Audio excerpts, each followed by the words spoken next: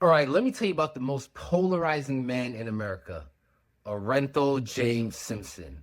See, OJ didn't just have fame. He had a kind of charm that crossed every line in the country. Smiling in Hertz commercials, making white America comfortable. Everybody laughed. He even had this famous saying, OJ like, I'm not black, I'm OJ. the whole nation was charmed by him until they weren't. Because in 1994, when his ex-wife Nicole and her friend Ron turned up dead, everything changed overnight. Police showed up at his door. OJ's response, basically, why are you even here? What did I supposedly do? And that's how the trial of the century kicked off. Once it started and stopped being a murder trial and it turned into something bigger. Black America against the police. A wealthy black man against a system that had failed people who looked like him for decades. Half the country was convinced he did it, plain and simple. The other half saw a familiar pattern. Another black man getting set up by the LAPD. Then that glove wouldn't fit on his hand in court, and Johnny Cochran gave the internet, well, pre-internet, its first viral soundbite. If it doesn't fit, you must acquit. The jury agreed. OJ walked free. But here's where it gets interesting. Ron's father wasn't letting go.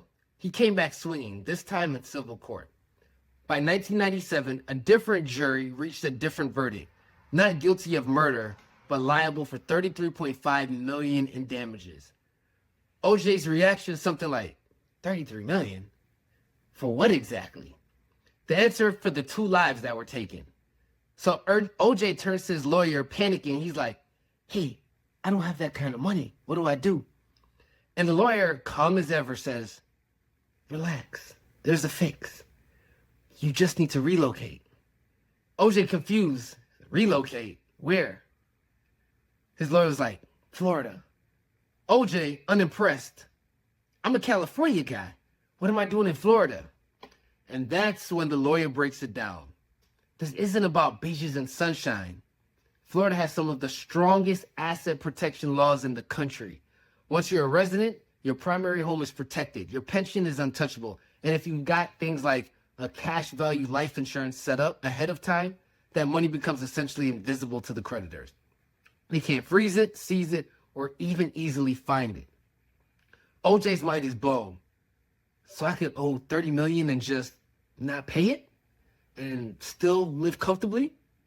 The lawyer's response was, you go owe $100 million and it wouldn't matter as long as you're a Florida resident. So that's exactly what OJ did. Packed up, bought a house on a golf course, and lived out his days signing autographs in the Florida sun. And just when you think this story can't get any more audacious, he releases a book called If I Did It, a hypothetical account of how murders could have happened. Officially, it was fiction, structured so the profits went to his own children, not the Goldman or Brown families who were still owed money.